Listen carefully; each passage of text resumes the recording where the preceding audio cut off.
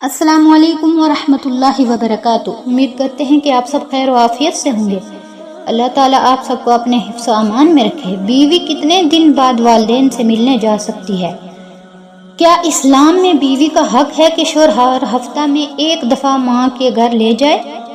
جواب اس کا یہ ہے کہ صورت معصولہ میں اگر بیوی ہر ہفتہ میں ایک مرتبہ والدین کی زیارت کے لیے جانا چاہتی ہے تو جا سکتی ہے، لیکن شوہر پر لے جانا لازم نہیں ہے۔ پھر ہر ہفتہ میں زیارت کر کے آنے کا حق ہے، ٹھہرنے کا حق نہیں ہے، وہ میاں بیوی کی رضامندی پر ہے۔